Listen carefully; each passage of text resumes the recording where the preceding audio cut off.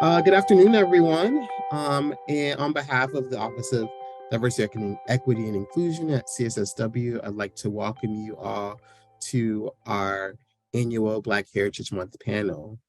And before we get started, I also wanted to take some time to recognize the rest of the staff in the DEI office, as well as the leadership who have also been helping to put this event together. So Dean Karma Lowe, who is the leader, our illustrious leader there at CSSW in the DEI office, as well as Sarah Dodder, who is our DEI coordinator. Just wanted to give them both a shout out. And then also Larissa Santos, who is the Larissa Santana, sorry, who is one of the co-leaders for the Black Caucus, and who is also in the physical space helping to facilitate any questions that might come from that space. My name is Lorenzo Shaw-Graham, and I'm the Assistant Director of DEI at CSSW. And again, just welcoming you all to this space and for a wonderful conversation. The panel this month will focus on what it means to be and belong at Columbia as Black students. And we have 5 illustrious and wonderful alumni who are with us today. Feel free to, as we continue along in the panel, feel free to add any questions that you might have to the chat. Like I said earlier, Larissa is in our physical space and will also be able to field any questions from that space. And so we can sort of get started and kick it off. I will allow our panelists to introduce themselves and tell us a little about what brought them to the conversation today.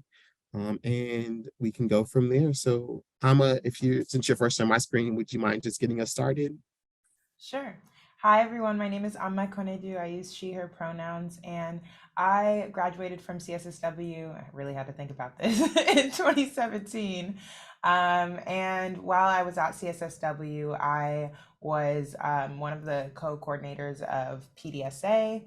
I also worked on the main campus with undergraduate students for a program called Rooted within the Office of Student Life. I don't remember the exact name of the office, but Rooted was similar to PDSA work, so respecting ourselves and others through education. So I ended up doing a lot of facilitation work around diversity, equity, and inclusion, which I like to use the language of racial equity to describe that and center my work in that.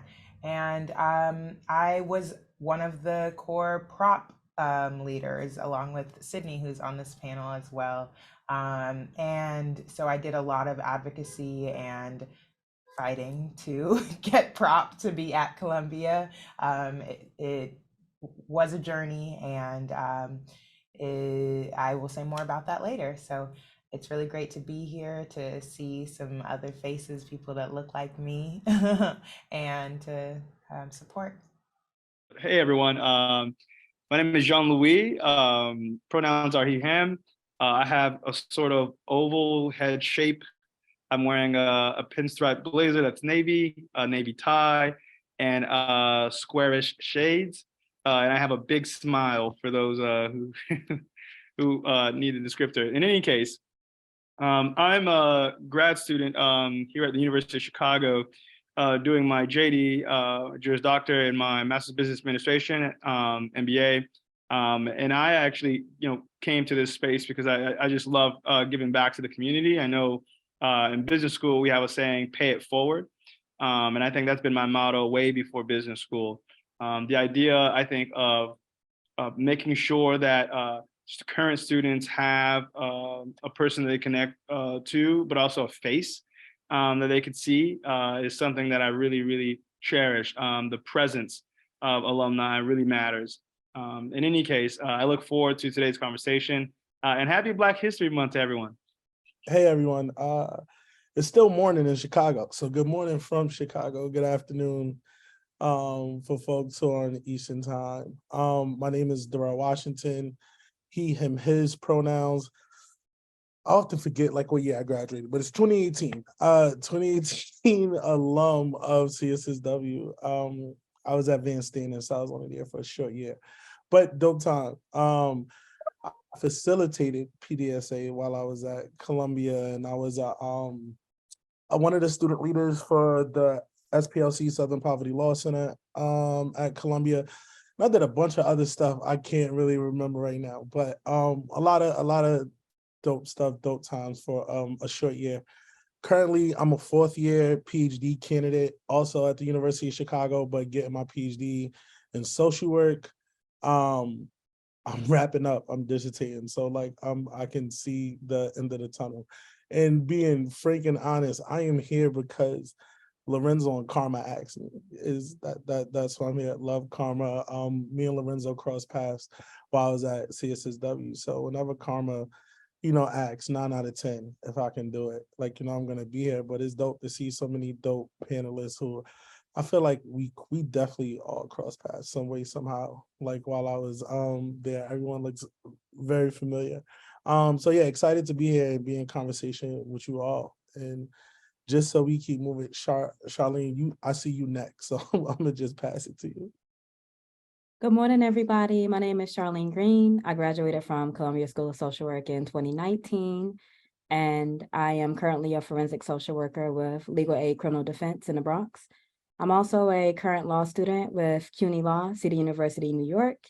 And while I was at Columbia, I was there for a short time. I was on the accelerated program, but I was co-chair of the Opioid and Addiction Caucus. I came to Columbia while still working in Manhattan criminal court arraignments. So I was very much aware of the way the opioid addiction was directly impacting communities of color. I had a passion for that. I still do as a prospective attorney. And I'm here because of Karma, because of Lorenzo, just as stated. I credit Columbia, specifically Karma, to who I am to this day. Columbia is a great place. And it's real easy to feel the imposter syndrome when you're not surrounded by individuals that look like you, that can really speak to your full potential. And since leaving Columbia, I mean, the world has truly been my oyster. I've had tons of experiences. I've got to be a travel social worker, which is like unheard of, but there are so many opportunities out there. The sky is truly the limit, and I extend myself to any student, anybody. We are literally here for you, like no cap. And good luck to everybody. You truly, truly got this. Like your wildest dreams, you got this. My name is Syndee Corriders. My pronouns are she, her, and hers. I graduated in 2016. While at CSSW, I was president of Black Caucus and developed lifelong community from that crew. I also was one of the core leaders and members of the Demands movement, along with many other Black folks and women of color. And we really worked hard to push for a variety of demands, including having a course that really educated folks around white supremacy culture and anti-Blackness, and having that integrated in coursework. And so a result of that was what folks call PROP, or the Decolonizing Social Work course, and all that sort of sprung from that. Right now, I am a racial equity consultant, which definitely sort of was birthed from a lot of the organizing that we did while at CSSW. And I recently, in the past year, opened a clinical group practice. And so, yes, I am founder of the Healing Collective, and that is very much a passion of mine. That really incorporates bringing, creating environments of healing for primarily folks of color, and is staffed 100% by Black folks and healers of color. So thank you all. And so sort of along those lines, as we get started, I know and Syndee sort of mentioned, being a part of that core group that inspired PROP. So maybe we can start there, and sort of if you both could sort of start with, telling us about briefly your journey at CSSW, sort of what led to, you all wanting to, you all and the additional other Black and women of color to, come up with those lists of demands. And you can say no, but Syndee, I really would love for you to start it off if you're open to that, because I did it because you did it. I was a part of the movement because of your leadership, and just you being a core person within the Black community for so many people. So Thanks. So I really like to highlight that this work was really came out of a women of color support space. And I hope that's still happening. I think it's really important for us to have spaces that are just our own. And I think it's also important for us to have spaces that are really collective and are able to celebrate the shared experiences that we might have in different spaces, and particularly at places like Columbia. But so there was a women of color support space, and we found that we were all really supporting each other for some of the trauma that we were experiencing as being women of color, Indigenous women at CSSW. And so we really said, this is a social work space. We're all about change and advocacy and organizing and pushing for a better world. Let's, model that here at this institution. And so we developed a list of demands. We really crowdsourced from the CSSW community about what changes folks wanted to see, whether it be coursework, whether it be approaches to field education, particularly for international students, whether it be who's teaching our courses, whether it be having more representation from the Harlem community in the student body, just really a variety of things. And one of those was a course that really worked to address and acknowledge power, oppression, racism, and privilege, and really through the framework of acknowledging and resisting white supremacy culture and anti-Blackness. And through lots of tears, trauma, and also lots of community and beauty and connection, the prop course came. That is very much the short story. But I would say that's how it sort of came to be. And obviously it is a living, breathing course and hopefully framework that is continuing to shift and grow and improve. I feel like Syndee covered it. I, in undergrad, did a lot of the same work and was going to go to the same school. I went to USC for undergrad. I was going to do my MSW there, and I was enrolled and everything. In the last minute, I decided I'm tired and I can't do this work anymore. I chose USC because I wanted to continue the work that I was doing and to work with the community there, because it was not a safe space for Black folks and other people of color. And what did I do? I decided to come to Columbia. I decided that I was going to focus on my education and I wasn't going to deal with the institution. And here I am. I did the same thing I did at USC at Columbia. And honestly, what I wrote down in my notes about this for this panel was that community is the only thing that brought me through. And community, I think, is at the center of every aspect of this work. So if I could leave anything with y'all, that would be it. Oh, thank you. And so sort of along those same lines, you have folks like Durrell and Sharlene and John Louis who sort of came afterwards. And so they sort of were there. One of the first classes to experience the prop class was, I believe, Durrell's class and my class in 2020. And so just wanted to hear you all's perspective after, coming to Columbia and then experiencing the prop class. So the year I came in was the first year I believe prop was taught, but I was at Van Standing, so I couldn't take the class, which really upset me, because I'm like, okay, they have this class, but kind of the way it was advertised is like, a foundations class. And because I'm at Van Standing, I skipped that entire year. So the conversation really, it didn't shift, but what added to the conversation was this can't just be a one-off class. Like there needs to be like prop ideology within the entire curriculum. So me as a policy student, what does that look like in policy, and kind of how those conversations will go? Like the demands group was still live and rolling. Ty Christian, I want to say his last name is Joseph, like introduced me to demands. And I mean, Ty was on one that year. Like there was a bunch of like protests that he helped to kind of like spark campus wide, when there was kind of like this there was like this controversial speaker series going on. And like, it was like a really dope and awesome time, especially for folks really getting into or finding their roots in advocacy kind of work and what that can look like. So it was something that I think was great to see and needed. And I'm happy even after I left Columbia that the conversation is still going. There's a lot of shifts that, you know, I'm not jealous I didn't get to see, but I'm happy that's happening there, especially with like faculty who's there.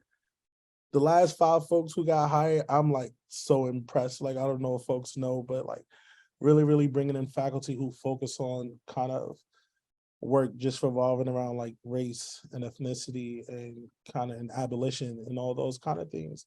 So students' voices are still loud and still going. So I'm happy to see that since Syndee graduated in 2016, like there's just a continuation that's going on. And yeah, Chicago needs a lot of that. So I can speak as one of the first classes that got to experience prop. My experience was 11 out of 10. I mean that. I mean, it was really, really good. I think I just really got, I don't want to use the word lucky because I don't think that's a fair term, but between the experience I had in my classes and the professors, just the mixture, it was just so spot on. I was just constantly in environments where everyone really absorbed the content and really was excited, you know, to move into an all-inclusive direction when it comes to social justice and equality. I came to Columbia with a bachelor's in Africana studies and a strong activism background. So I was able to just really, really hit the ground running and really serve as a bridge towards individuals who really didn't have that exposure. But ultimately, it was a great experience.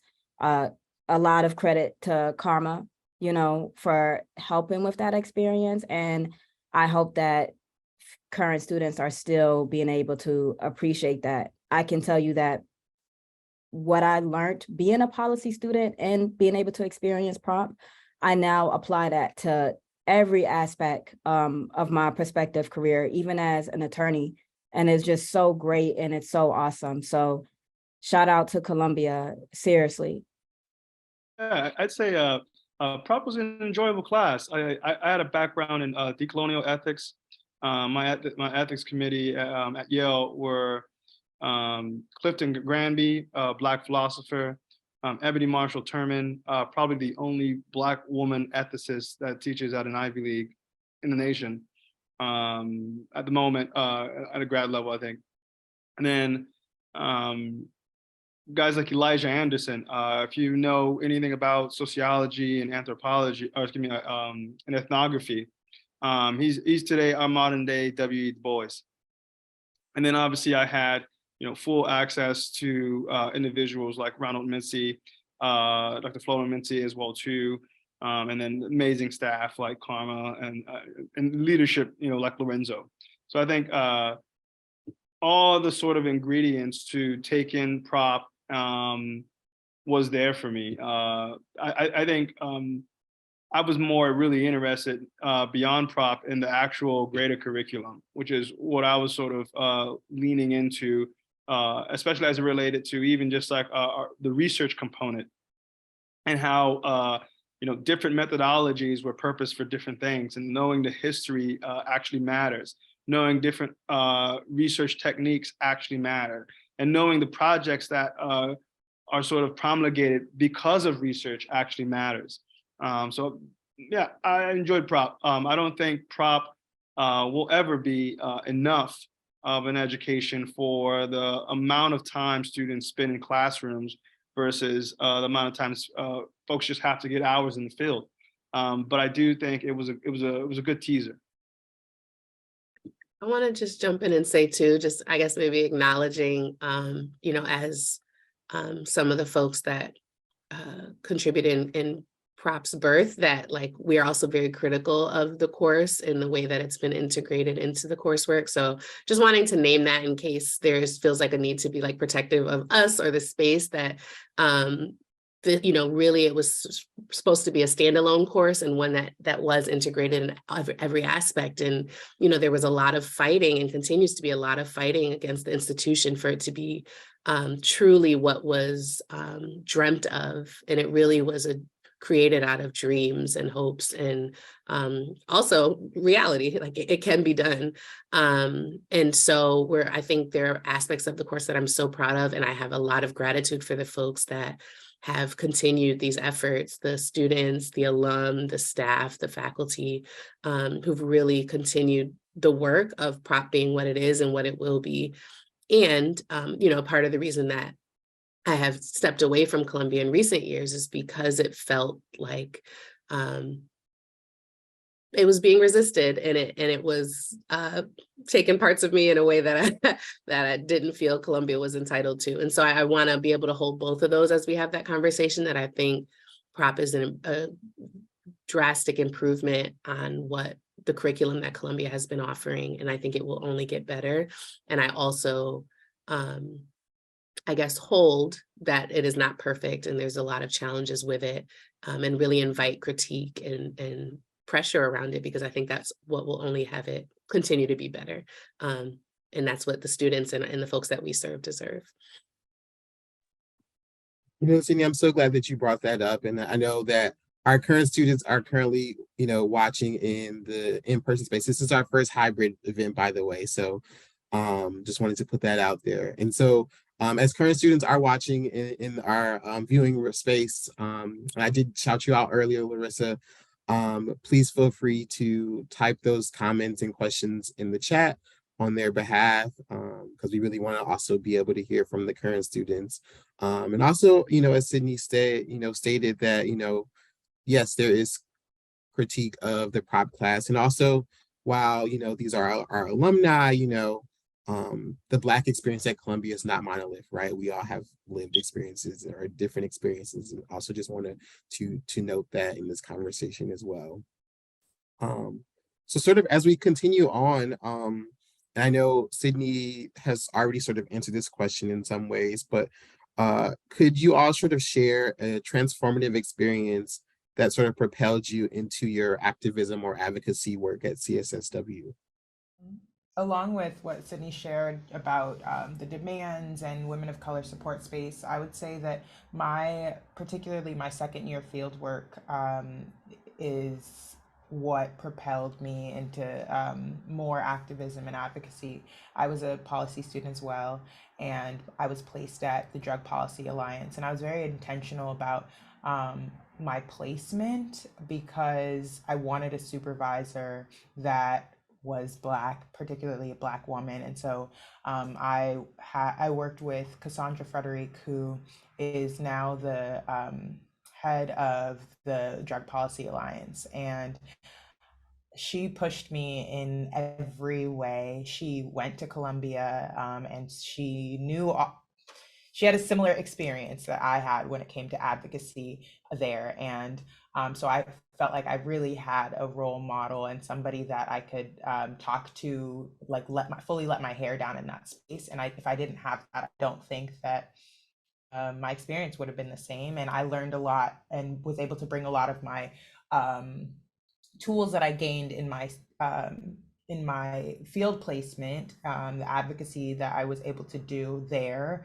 was able to be a part of the curriculum development for Prop, and in the work that I do now. And that's kind of how I came to name the work that I do, the consulting work that I do, as racial equity consulting, and all of that, just from conversations with Cassandra and watching her and her leadership. So definitely want to shout out field work and community again. That is someone I can call to this day.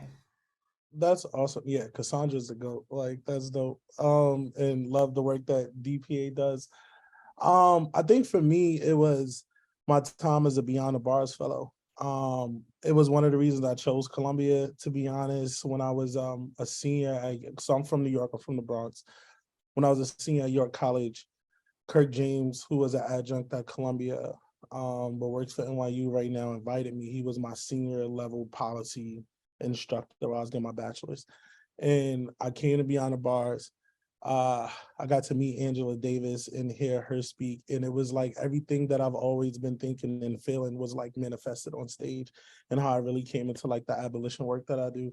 And just to me, like, I always look at big universities like Columbia, like the University of Chicago, and try to understand, like, how do students, how do faculty understand their relationship to the community and the space that they occupy. Like when I hear people say, yeah, Columbia, I'm in Morningside Heights, like, no, you're in Harlem. Like, you need to understand that you're in Harlem. So kind of just being able to have folks from the Harlem community, like formerly incarcerated individuals, like undergrad students, law students, all of us kind of come together during this like year-long fellowship was just like an amazing time, in a way to kind of see that there is some kind of a connection that Columbia's trying to have. And like, rest in peace to Kathy Boudin, just the work that she's done at the Center for Justice was probably, with all the frustrations that can come being a Black student at Columbia, it's like whenever we had those meetings, like everything is just, we're here, we're enjoying the space. And like, I'm excited because this is the first year I'll be back, I think in 4 years, since I moved here, to actually be at Beyond the Bars. They actually, one of the orgs I work with at U Chicago is going to pay for a bunch of us to go. So I'm really excited. But yeah, that time was like really a transformative experience. So for like students who's listening, like definitely if you can come to the conference, it's just a weekend long thing. And then for those who may have more than 1 year, apply to be a fellow. For those who are still in New York, apply to be a fellow. And you're in like on the West Coast, UCLA has a Beyond the Bars. I don't know if you're close to UCLA, but UCLA has a Beyond the Bars fellowship. You could be a fellow there. Like I got to speak at their conference last year. It was really a dope experience. Sharlene or Jean-Louis, did you have anything to add to that, or? Yeah. Oh, go ahead, Charlene. Yeah, as you stated, Lorenzo, there's no Black monolith at Columbia, and everyone has had their own different experiences. For me, I had field placements with Neighborhood Defenders, which is a social justice-based law firm right there in Harlem, right in the Harlem Columbia community. So it was really, really great to be able to be a representative, but still be able to serve the community. I could say, for me, being in class, being a minority, I remember this one particular time, and there was a student, a white male, and he accused me of plagiarism. He accused me of plagiarism, and then the professor, which was a woman of color, she really, really had my back, and she supported me like, nope, this is her work. She did not plagiarize this work. And it was a double-edged sword experience for me, because on a cellular level, there's a lot of discrimination that happens. And oftentimes you are so inundated with just the trauma and the stress that it's easy to feel like you have to sweep this underneath the rug. But in those spaces, I was constantly supported by other people who stepped up, like, no, this is not okay. You don't have to take this. And I can attest that Durrell was one of those people, that he was there for me, that he was an ally. So I would say more than anything, I'm so thankful to the panelists that are, fellow panelists that stepped in, that created an environment for me, that really laid the path for me as a student. And then even then in my second semester, I went on to work with Katal. We would work on the legislation for the parole reform that exists common day. But constantly being in the field, trying to apply the skills that I learned from Columbia to different spaces and to be challenged. And to be othered, right? Like, what does it mean to be othered, to be a Columbia student, but you're Black? Okay, so you're a token, and have to remind people, nope, I'm still a, Black New Yorker. I am from Harlem, not Morningside. So the work is ongoing and it's endogenous. It never really stops. It all just kind of merges together, your individual experiences, your social experiences, and just trying to finding your way. But having the support of the PROP program really shift the mindsets of individuals in power. And that's why the work is so important, because it just shifts the culture about what's acceptable and what's not. Thanks for sharing, Sharlene. Yeah, I mean, I'd say some of the work that or some of the experiences that I felt were, extremely transformative was one, being a co-coordinator with former colleague of mine, Ashley Chow, and going into Karma's office, just chatting, just chopping it up, really realizing that I think as Black folks at CSSW, we have so much talent present when we are present. So to use those resources, that talent, for those who want to engage and to transform the space, I think that's what we really aimed at, and really maximizing our time there, sort of getting our bang for our buck. Now, granted, COVID happened, and we had to leave campus, and obviously a lot of fallout came after that, but we were able to do a lot of virtual programming as well too, that I thought was dynamic at the time, and definitely knowing or allowing folks who are coming into the space to know that there were people who believed that the space needed improvement, but more importantly that they weren't just going to check out. I think one of the inspirations I got from that was, my time at CSSW is short. I mean, none of us knew the pandemic was going to happen, and none of us knew how the school would have responded in the way in which our programming was structured after the fact. Would have definitely taken more of an advantage of the in-person sort of opportunities to connect with individuals and to sort of build more of an allyship. I'm realizing it now more than ever, as a professional student in law school and business school. Your network is everything, and really building coalitions, they matter, even if people don't get it when you get it. So I think that really inspired me to sort of continue, I think, my excellence and continue to offer my talents to the spaces that I occupy. So I think, as some of you who are current students, to know that you have alumni in the world that are accessible will be, I think, probably one of your greatest. Like, if no one has told you yet, you should know now that you have a dynamic panel, but we're also accessible, even beyond the space, because even though the work at CSSW is sort of being done, there's a lot more work to be done in the real world. Absolutely. And I think you all have really hit on this idea sort of the importance of community, and how that has really helped and shaped your time at CSSW. I think that's super important. And we've also talked a lot about the different changes that have happened since each of you have graduated. And I also want to take some time to explore that as well. And so how do you all sort of feel about the changes that have been made since you all have graduated? We've had the creation of the DEI office, which was a part of the list of demands, and the evolution and continuing evolution of the prop class, decolonizing social work, the Action for Black Lives. How do you all feel about these changes that have been made? And then sort of the second part to that question, how do you all deal with frustration, the feeling that change might not be happening as quickly as you all imagined it? So two-part question. Okay, I think I caught all that. So I'll try. But man, so I mean, everyone knows, like, especially when I come to these conversations, I'm like brutally honest. And like, I feel like, a lot of times I'm normally against the whole DEI thing, not because I don't think DEI is important, but I feel like we use that as a band-aid and a solution for like everything is like, okay, we just witnessed another like cop killing, a mass shooting. We're gonna slap some kind of DEI initiative to it, but it's kind of what's the product? Like, what is the actual tangible change that we're gonna be able to see? And I don't know everything that's going on, but I look at the folks who's being hired. So I think that's a plus, right? It's like, it's not just having an initiative, but it's like the people.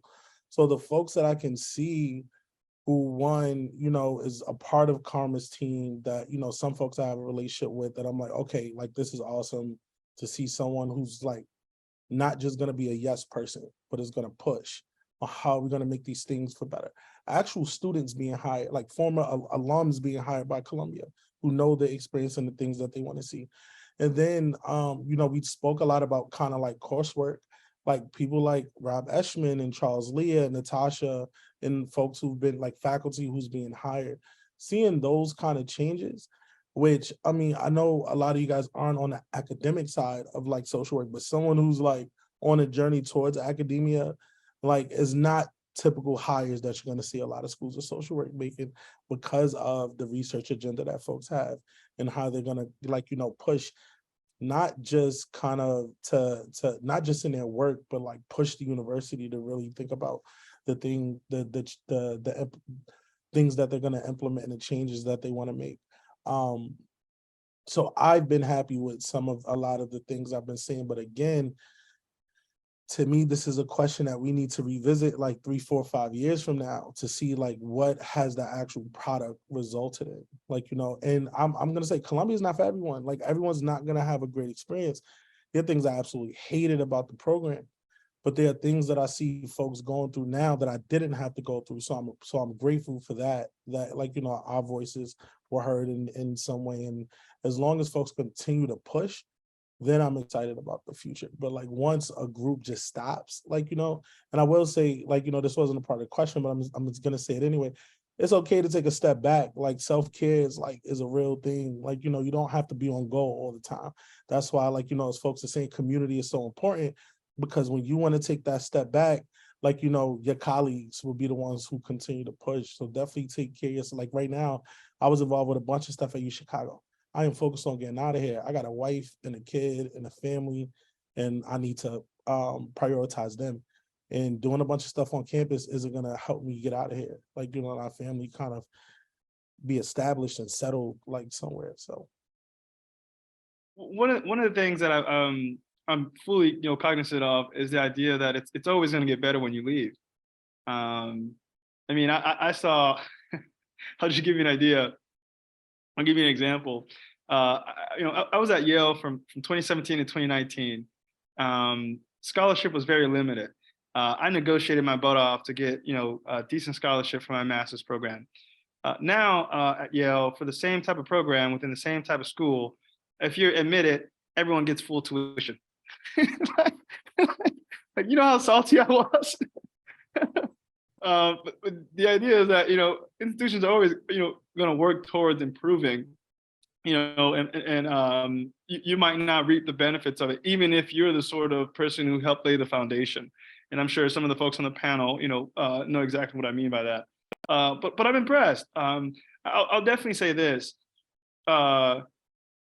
It is also too somewhat relative, right? When you're in the institution and you have the sort of experiences that you do in the moment, it's almost like nothing else matters, or there is no other place.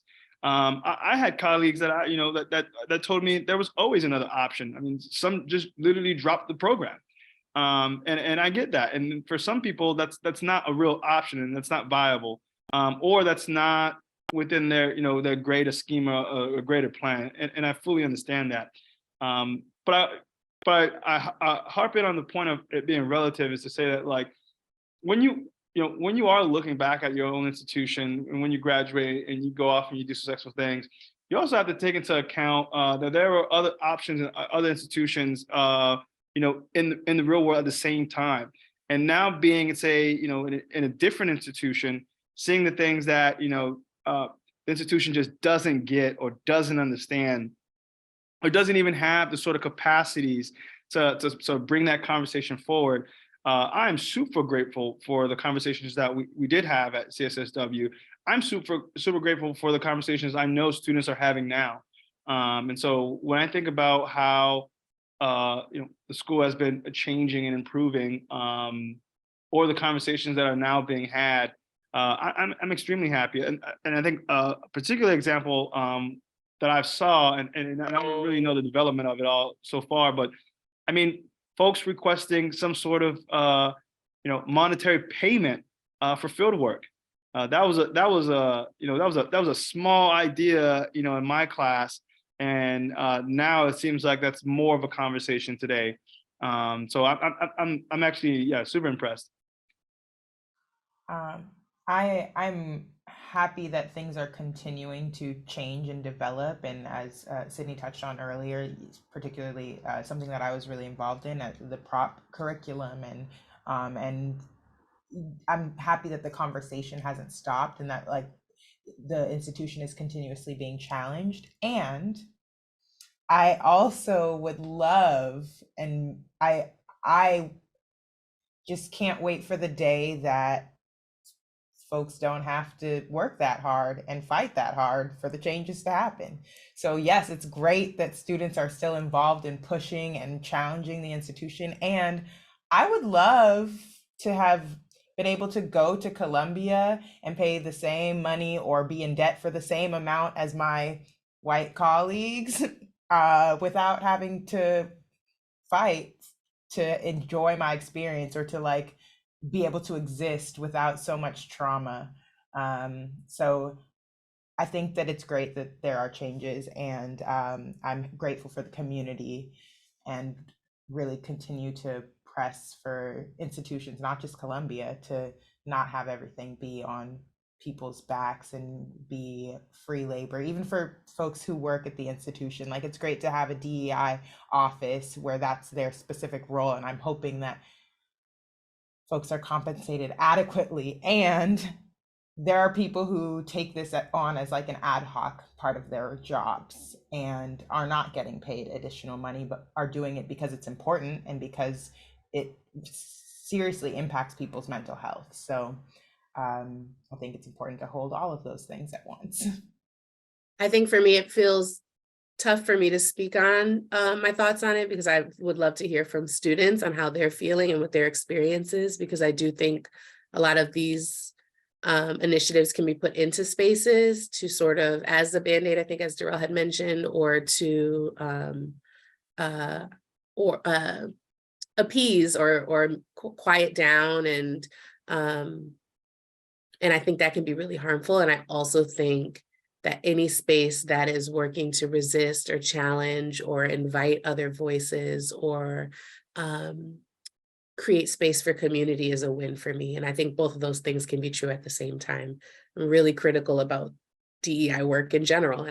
I also invite that it is one option, and there are also other options, and all of these options together are pushing towards change and shifts and difference. And so I'm able to really credit while being critical. And I think that's really been my approach, because I think if we're only crediting, we're missing a lot of other things. And if we're only critical, we're not able to celebrate the wins and all the labor that was put in place to get to where we are. And I think both of those things can be true. So I sort of stand in a space of ambivalence and celebrate the labor and the folks, and particularly the Black folks and folks of color and Indigenous folks that, uphold these new initiatives every single day, or that fought to get to where we are right now. And I can confidently say it's nowhere near enough. And so I'm also hesitant to celebrate, so hold both of those things. But I think most importantly is really centering the current students, the alum, as Ama mentioned, the faculty and the staff that are in those positions also, like, what is their life like? How are y'all feeling? How are y'all being sustained and supported? So those are some of the questions I have before answering that question. But in general, I'm definitely able to celebrate and appreciate. Yeah, I really parrot everything that all of my colleagues said so excellently here. Just really, really acknowledging kind of both what Durrell was saying about how you have to find that balance between really exercising your gift right? But still practicing self-care.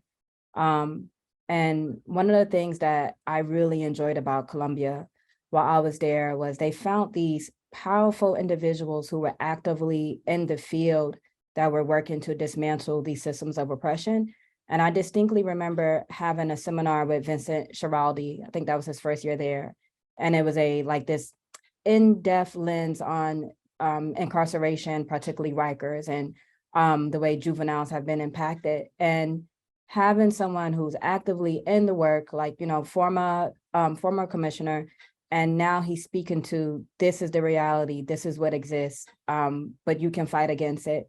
I remember having a class with Rebecca Amazar, who's now one of the directors at legal aid in the current parole unit. And she's worked closely with Catal to work on all of the issues that underline the oppression and racism and incarceration, and essentially challenging our own privilege, right? Because even as Americans, we have a first world privilege that we often forget, and really getting us to focus on individual identities. And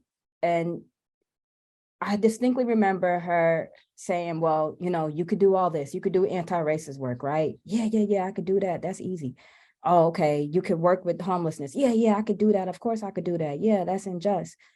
And then she says, okay, well, can you work with someone who's been accused of child pornography? And you take a step back and you're like, whoa, like, huh? And part of the shock is that I had the privilege, right, of not having to stand in conflict with that kind of identity or that kind of trauma. But then when you realize how unbalanced or misrepresented individuals are, and oftentimes that these labels are slapped on them the same way labels are slapped on persons of color, and really, really get into the nitty gritty of what it means to stand in our privilege, recognize our privilege, and be able to help individuals thereafter. I can say that coming right out of Columbia, I was invited to serve on the board of directors for the Association of Black Social Workers, who have been doing a lot of the work in the city way before they were getting credit for it. And part of that, the former president of the Association of Black Social Workers, she graduated from Columbia, right? And so for me, it's super exciting to see how these activist voices that were once whispers are now becoming louder, where we even have the privilege to stand on the panel among you guys and encourage you. And also Dr. Mincy, I have to shout him out, the economics professor. He really, really addressed this, and he challenged us to have the economic language, the articulation. So you could go in and you add another tool to your tool belt when it comes to fighting against these systems and looking at it from an economic lens, from a budget line. And now, as you guys are aware, we're in a place where the line between classism and racism is very much becoming blurred. And all Americans are starting to realize that we are kind of in the same boat when it comes to oppression, when it comes to inflation, when it comes to poverty, when it comes to housing costs, things like that. So for sure, I mean, the prompt lens and the prompt curriculum has just really allowed individuals to acknowledge the way that institutionalized racism and multi-systemic inequalities have existed in a vacuum, but also overlapping. So yeah, for sure. I would just encourage anyone who's enthusiastic about something, don't give up. Just as Jean was saying, there are people who are accessible to you. There are people who will support you. And oftentimes the biggest enemy is ourselves. When we feel overwhelmed, we feel like we're the only ones that want to attack a problem. But there are so many outlets, there are so many avenues, and the work and the scholarship will continue, thanks to interactions with individuals and organizations and communities, as long as we don't give up. Thank you all. And I also just want to be able to make sure that we have time for question or Q&A. And so I want to sort of transition into that. I know we talked a lot about hearing from current students. So I want to also just reemphasize for folks to, as we, have, this conversation, please continue to put questions into the chat. For those of you who are in the in-person space, please give your questions to Larissa, who will type them in the chat on your behalf. Unfortunately, again, as this is like a hybrid space, we are not able at this time to have folks unmic or unmute themselves to come on to camera and ask their question. So again, feel free to please input the question into the chat. I'm sorry, Syndee, did you go off mic? Sorry, you had something to... Yeah, I was just going to answer that first question around the decolonizing social work curriculum. I sure have that somewhere, the original. I'd be happy to share that if you want to put your email in the chat or private message it. I will say the current course, I think, is like there have been many iterations of the decolonizing social work / prop course, which I think is great. It's been shifting and growing and improving. And so in some ways it may feel more supportive to have the current coursework, which would be more, or current syllabus, which would be more updated in terms of readings and things like that. So, which I don't have access to, but I know that all current students should have access to, and Ovita Williams would be a great resource in getting that piece. So I have another question from a student. They are asking, what advice would you give to students who are experiencing similar issues as the ones that Sharlene mentioned in their classroom? And how would you suggest holding the school accountable to the original demands? So I would like to respond to that student. And I just want to take a moment to really acknowledge whatever microaggressions or discomfort that you're feeling. That's a definitely hard place to be, especially when you're a current social work student. So you're literally undergoing an internal transformation while you're applying the lessons that you're learning from the book to your own life. At the time, I'll be quite honest, I was so overwhelmed with my own personal drama that I did not have the bandwidth I just didn't have the capacity to really address it or respond. And for me, I mean, I had to go to the professor because the student was like, literally like, you didn't do this work. And I'm like, yes, I did. And it was the professor, I got lucky. I think it was because I was a professor of color. She pretty much handled the student for me. And I think that would be my first advice, right? That allow the individuals who have been put in power to support you to actually support you. Don't be afraid, because oftentimes bullies are empowered, or they are experiencing, first of all, bullies are insecure themselves. And so part of that process is realizing that this individual is feeling insecure. And so their act of exerting aggression is a pseudo form of them being able to harness power from you and just not allowing that. If I could do it all over again as a skilled clinician, I probably would have just used my motivation interviewing I statements used at Columbia to just hit the nail on the head. But if you're like me, how I was back in the day, I would say definitely reach out to your support staff. They are there to help you. And if you don't feel as if the professor is truly taking you serious, then I would take a step up and I would reach out to your DEI team. That's what Lorenzo, that's what Karma, that's what they're for. Or even your PDSA student leaders, because oftentimes those individuals are leaders within themselves, and they do have the capacity to assist you and help you. And so you're not fostering those feelings of insecurity, because the compound interest of that insecurity is so tragic. And you can't give what you don't have. And we want to make sure that you're fresh and that you're able to truly be present and feel, so you can help the clients that you're there to help. I hope that was helpful to that student. Let me know. And if you would like to message me offline, as stated, I'm here for you as well. Yeah, I agree. I'd say go to the professor first. If you feel like you need to report, go to the professor first.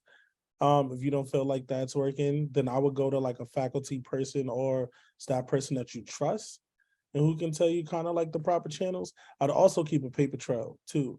So there's no he said, she said. I do all this through email, to be honest. And there's nothing wrong with just, keeping it pushing. Like everybody don't deserve your time. Like there's been plenty times I wanted to get into some verbal battles, but I'm just like, yeah, I'm here for a year. I'm gonna do some dope work.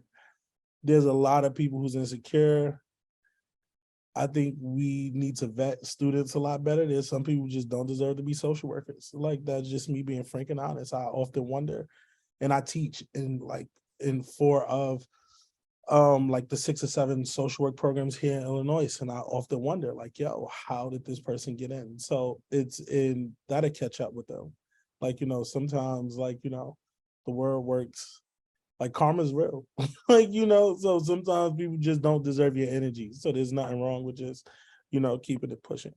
But if you do need to take it that level, keep a paper trail, send emails, have conversations. And if you want to have a conversation, have the conversation, but follow up through email. Like to me, a paper trail is the most important thing. I agree with that. I just wanted to add, I would say in really choose you. And I think sometimes choosing you can be fighting. And I think sometimes choosing you could be keeping it moving. But whatever feels right and best for your spirit. Sometimes it doesn't feel aligned in your spirit to stay quiet, then speak up, shout it to the rooftops, definitely go through all the proper channels. Also don't go through the proper channels and just protest, whatever is needed, whether it's organizing, resistance, whatever feels right for you. And I think it also can look like protecting your peace in other ways. And that might be, and I think regardless, reaching out to your community, but that might be venting with a friend, that might be going to therapy, definitely taking advantage of the resources at Columbia while you're at Columbia. Unfortunately, therapy isn't the most financially accessible for many, but while at Columbia, you have access. And my first time in therapy was processing the trauma of Columbia while at Columbia. And I was only able to afford to do so because of the insurance that I had through the school. And so just wanting to encourage you to support yourself in whatever way you need. And so some of that starts with, I think, some self-awareness about how you do feed yourself and refuel yourself, so that you can sustain yourself and be well. But community is number one for me. And I encourage you to find and create community in whatever way you can to sustain yourself. Yeah. Oh, sorry, go ahead. I agree with all that was stated, and I also want to note that it's important for you to assess like what are the implications of what this person is saying or doing. For me, what Syndee said about choosing you, choosing me, like that's really important. And for me, I is the thing that they're saying or doing going to stop me from achieving my goal? Is it going to stop me from being my highest and most full self? If the answer is yes, if they're accusing me of plagiarism and it's going to get me, if I'm going to have to get some sort of academic probation or get kicked out or whatever that is, and I'm going to address it in a very different way than if what they're saying is just hurting my feelings. And that's for me. Sometimes I might express that and tell them, say, we don't need to get into what I might say. It depends on what's coming up for me. But really assessing those implications, because sometimes we can allow ourselves to get stepped on, and you don't want that either. Be the same advocate for yourself as you would be for the folks that you work with. Absolutely.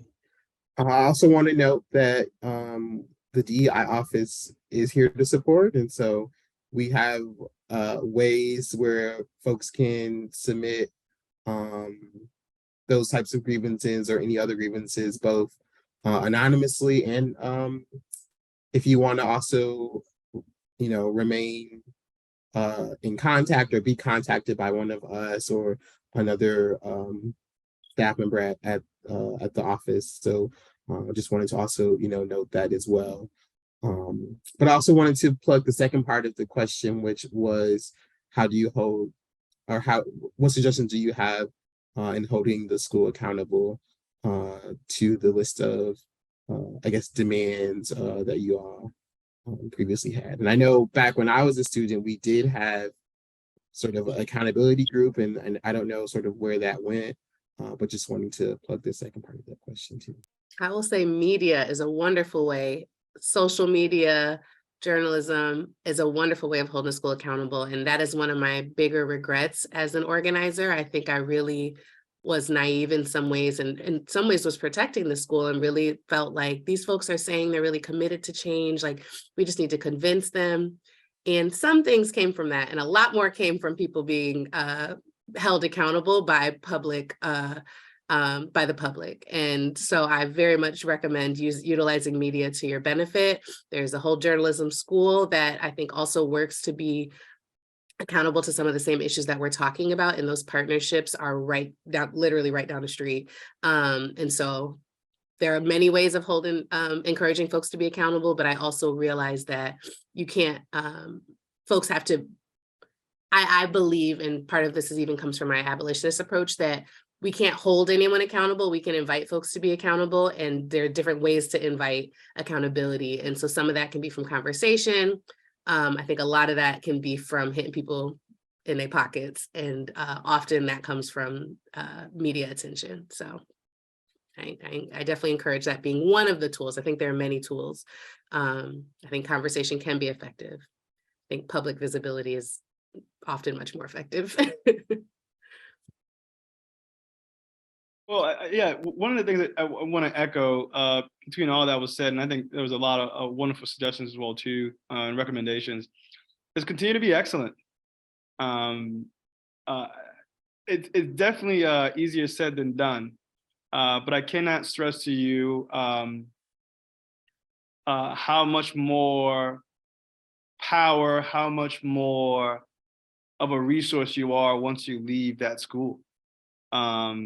Not simply just the branding, but I mean how people perceive you as a Columbia School of Social Work graduate. Continue to be excellent. I think again, when you're in the moment, it just feels, it is not even just feels, it's palpable. Holding the school accountable, it might not happen. The accountability that you seek might not happen while you're there. That is just a reality.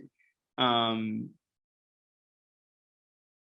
think one of the other approaches, right, it's building relationships within the institution, being present. I think for some of us, we cannot be present in the spaces that traumatize us and or that are antithetical to who we are. Fully understand that. For some of us who can be in the space at the same time they're experiencing these microaggressions, I say max out in that space. Be fully present. Show up to every town hall. Have lunch with the dean. Have lunches with professors. Invite individuals from different schools within Columbia to campus. I think Syndee said it best, leveraging the relationships across institutions. I really believe it starts at the crux of your microaggression.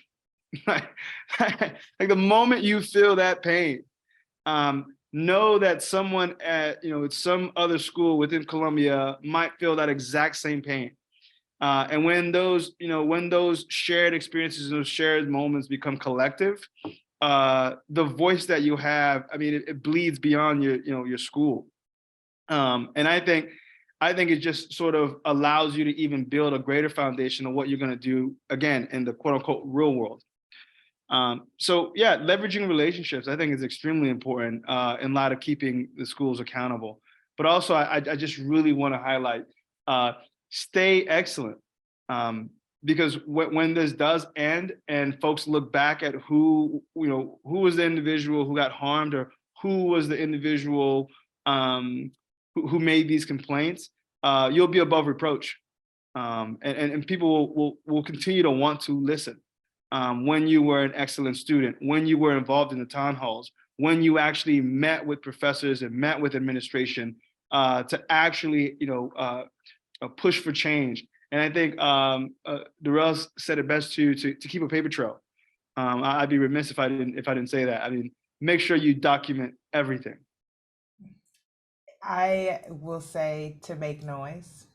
Um, and as Sydney said earlier, follow the proper channels and don't follow the proper channels. That applies here as well, in that we didn't get this far because we followed the rules and the proper channels and made people happy. We got that far with the demands because we demanded different. We did not settle for less. We walked into their meetings, we made them uncomfortable, and we made them do better. And without that, people will continue to remain comfortable. And remember that without students, there is no school. So you are there because, and you are paying tuition or getting in debt. And so without you, there's no need for the school. Like if they can't keep enrollment up, then there is no Columbia School of Social Work. So demand that there are changes made, and the way that you get to that is talking to prospective students as well. Like what Sydney said about media, people need to know what are the experiences, what are the changes that you're demanding, and so that when prospective students come in, the question is, how are you retaining students? How are you treating the students that are here? Like, so all of those things I think are super important. And while I was protesting and demanding things, I also was in those accountability meetings. I wasn't taking the okey doke and like just allowing the smiles and the words to be enough for me, because if there wasn't any action, then we're wasting our time in the meetings. We were wasting our time in the meetings until there was action. So I will say all of that. And I had something else, but I got real excited about making noise. So I'm going to leave it at that. I had just one other thought that I felt like was the most important, that I feels really important to name. The fact that I'm even here, that someone new to reach out to me, is not because I'm really special. It's because I never left. And I'm not recommending that for any of y'all because it took a lot out of me. But I think the memory of CSSW gets to be really short because for the most part, at most, it's a 2-year program or less for the master's level students. And so there's not a long institutional memory. And I think like I have come in spaces with most of folks here on this panel because I hadn't left for a very long time. Even after I graduated, I kept coming back. And so the people knew my face, the mission was continued. And I think the alumni current student relationships are really important in terms of accountability, because once you're out and then you're going out into the real world, which you are totally deserving and entitled to do. But I think if you're going out into doing that, then the next students, it takes them about, I think it takes you about 1 week to figure out what's happening. But, really to get the grasp of it, it can take you almost a year, and then it's ready. You're focusing on graduation and what's next. And it's a cycle that's very intentional. And so I think the relationships with alumni to be able to really continue the thread is, I think, number one of why our efforts were successful, that it was multiple. It was folks that had graduated in 2015 doing work with folks that were at school in 2019, 2020. So that feels really, really key. And then the last piece I'll say is be entitled. Like, you're entitled, similar to what Ama was saying, to, like, I think we can, especially as Black folks, we can have imposter syndrome of like, maybe I'm asking too much. Oh, this is this institution, da, da, da. Like, you're entitled to not be microaggressed. You're entitled to have people that are competent enough to teach you. You're entitled to not feel like you have to teach the courses. So you're not asking for too much. So I wanted to name that piece too. You made me remember.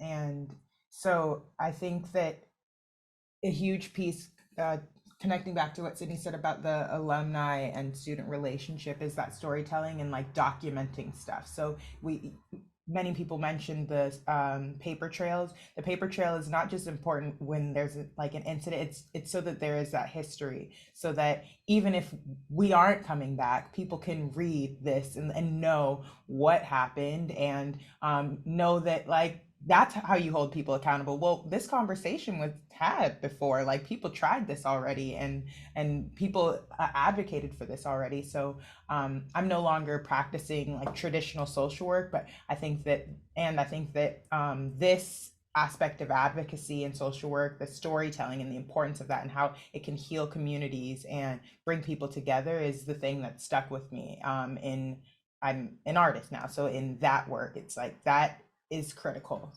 Tell stories, share your stories, because even if it's not for advocacy or for like institutional change, at the very least, it can make someone else feel seen and know that like they're not alone in whatever the experience is that they're having.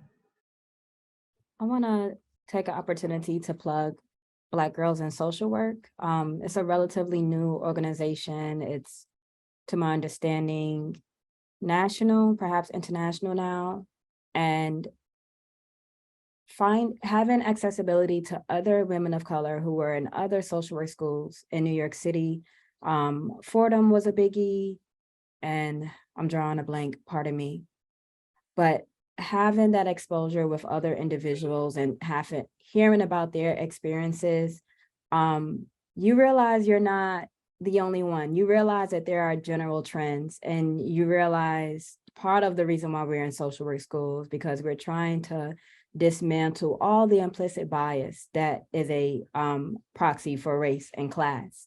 And when you're sharing, oh, this happened to me, and someone at a completely different school is like, oh my God, I had the exact same thing happen. You get to become a little lighthearted about it. Hopefully that's the goal.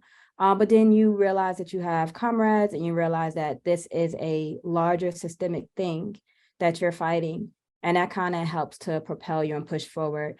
I'm not active in Black Girls in Social Work as I was then, but I think it's a great resource for a community. Social work school has a lot of reading. It has a lot of reading, like surprise. I'm still like shocked at how much I read in social work school as compared to how much I read for law school. Shh, don't judge me. But social work school is different because those readings are really having an impact on you, because you're comparing your own livelihood, your own childhood, your own upbringing, and you're undergoing this internal process of dismantling sometimes your own anti-Blackness, right? Your own sense of worth. And so part of the issues that you will experience as a student will sometimes start with the self. And just using social work school as an opportunity to recognize that I have needs and those needs are worth meeting. And using that time not to tap out. Don't tap out, don't just run because it's uncomfortable. Really treat it like it's a mental gym. Treat yourself, don't cheat yourself. And you be surprised how much reward you can have from just getting involved. Just like my fellow panelist was saying, getting involved, staying involved, making sure you identify like who are the true gems, who are going places, who's trying to be positive, who's trying to make a difference, because unfortunately, there are a lot of people who are just complaining too. They're negative and they're not doing anything productive. But just making sure that you're on a productivity train. And you will find that as long as you're trying, as long as you're putting up a fight, it will pay off. You will walk out of that school as a leader. And you'll be surprised the way that you apply that in your day-to-day life. You know, I wish we could tell you guys that once you graduate, the fight stops, but it doesn't. You're just on a larger level now. So what you're experiencing is abnormally normal, but it's okay. You know, we're all in transition. Society is in a transition. So just keep moving forward, because there's definitely a light at the end of the tunnel for sure. And guess what? You are that light. Each one of you guys, seriously. Thank you all. And I know we are approaching the end of our time, and some of you have already started to dropping some final advice or gems and jewels to the audience. But I want to invite you all to also share any final thoughts, things that you want to share that may not have been brought up in the conversation thus far. As we transition, this is the common hour, if you all remember. at CSSW, and so students are transitioning back to class, and classes are about to, resume. So just wanted to invite you all to share any final thoughts or gems that you want to share with the audience. Yeah, I'll say something real quick. First and foremost, thank you all so much for for having me on the panel. Really appreciate it. I didn't think I'd be called back to do anything at CSSW this soon, so I'm extremely grateful for the opportunity. Secondly, thank you all for just being at Columbia as Black and Brown and Indigenous, queer, non-binary, trans folks. Just your presence means a lot. Taking up space means a lot, and I'm glad you'll be part of the family. And then thirdly, my advice would be, I think I said it earlier, and I'll continue to say it: just stay excellent, regardless of the space. The hope is that you have a long career ahead of you. And there will be just a lot more people trying to undermine who you are and what you're trying to do into the in the world. I used to tell I come from a huge family. I'm one of 13. We didn't get named; we got numbered. My nickname is actually Onze. It just means 11 in Haitian Creole and French. And I have 27 nephews and nieces. Over 18 nieces. And sometimes they'll catch me napping when I'm home in Miami, and they'll say, what was today's dream? And my first response will always be, I have more dreams than I have time to sleep. And then I'll go into the dream. But the idea is that there are so many things that I want to accomplish, and it goes beyond the institutions that I have been associated with. And to do so and to meet those sort of dreams and make them into reality, I have to continue to be excellent. And so that's my only advice. Stay excellent. And then the fourthly, and this is my last point, I really mean it. Use us as a resource. I cannot tell you the amount of Black students that I have done mock interviews with in preparation for law school over the last 3 to 4 months. I cannot tell you about the amount of doctoral applications that I've helped proofread over the last 3 months, and this is all no charge for Black students. Like, really use this as a resource. If possible, tap into the DEI office, whether it's Sarah, Lorenzo, or Karma, or whoever, and ask to be connected with some of us directly. I'm fully available for phone conversations for folks who are maybe interested in different programs post CSSW. I really mean it when I say, like, I want to see everyone sort of succeed and build on what they've been building on and creating at CSSW. I love that. I'm not gonna hold y'all long. I'm gonna just say Columbia is just a chapter in your life book, and use it, because they damn sure gonna take credit for you once you graduate with all the dope stuff y'all gonna do. They're gonna ask y'all to come speak on these panels. So use them for every resource they got. Get out of the School of Social Work. There is a huge campus for you to take advantage of. Food and Teachers College is good. Learner Hall got good smoothies. Get off the campus. And your Columbia card could get you into some NYU spaces too. So go invade the purple folks as well. So don't look, man. Just get what you need and get out of there and go do some dope stuff. And absolutely, if anyone wants to reach out, definitely reach out. You might have to email me twice. I get 1 million a day, so don't feel bad about like double emailing me. Yeah. I'm right there with Durrell on the double emailing and also invitation to reach out. And I will say that my advice and just something that I would love to leave you with is that your social work education and the social work lens particularly is so powerful and versatile. It's like the most versatile education or degree that I think that you can get. And I have been in so many different spaces. I've worked within the music industry. Like I said, I'm an artist. I think that I don't think that there's a day that I do not use my social work lens.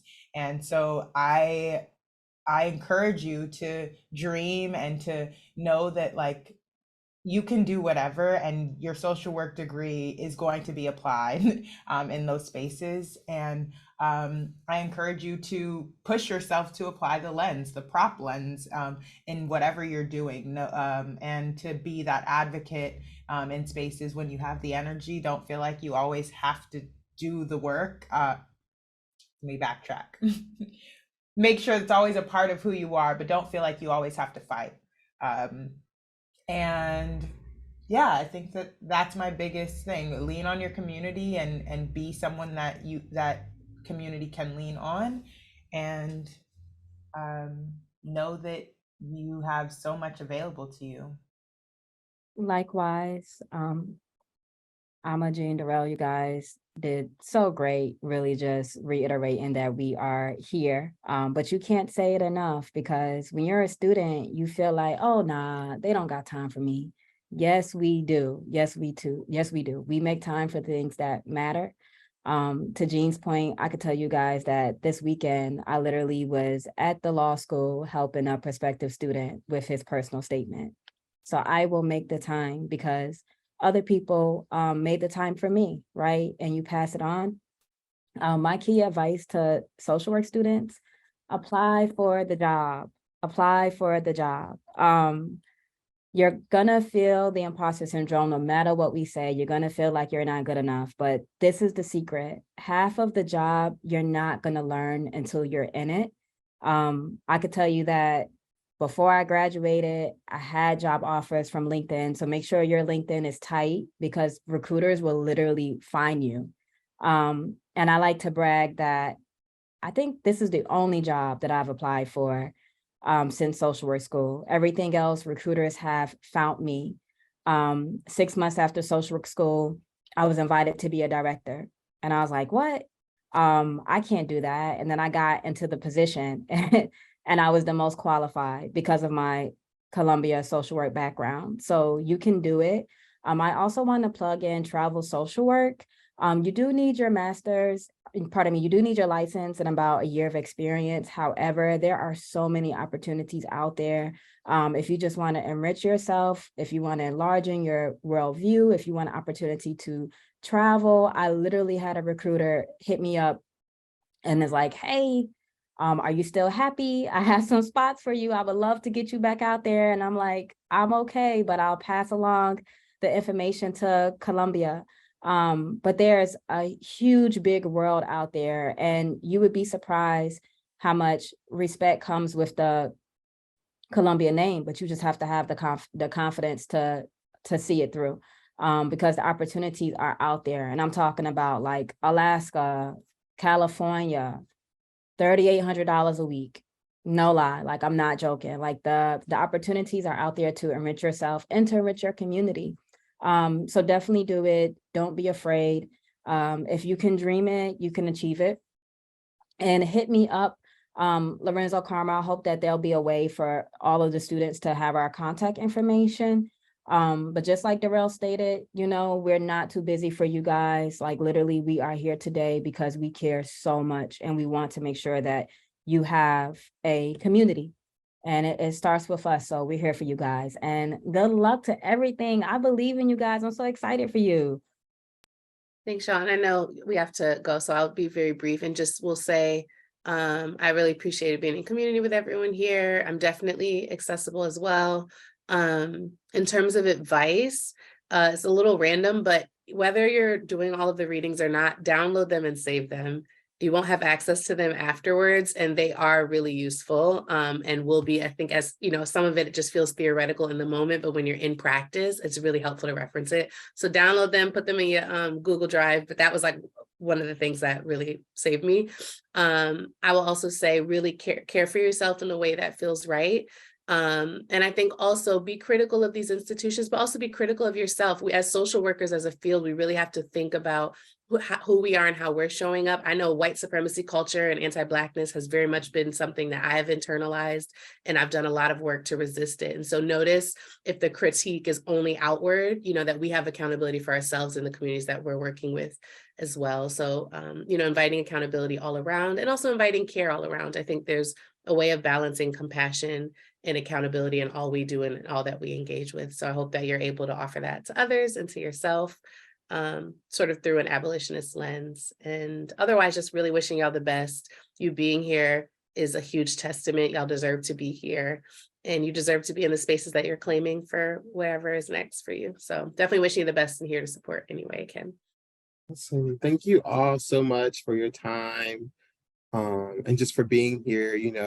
As you all mentioned, continuing this pipeline of connecting students to alumni is very important. And I know that's one of the things that the DEI office is going to be continuing to grow. And this was one of those events that, will serve as, the beginning of those programs. And so thank you all for being in community with everyone today. And thank you all from the CSSW viewing room.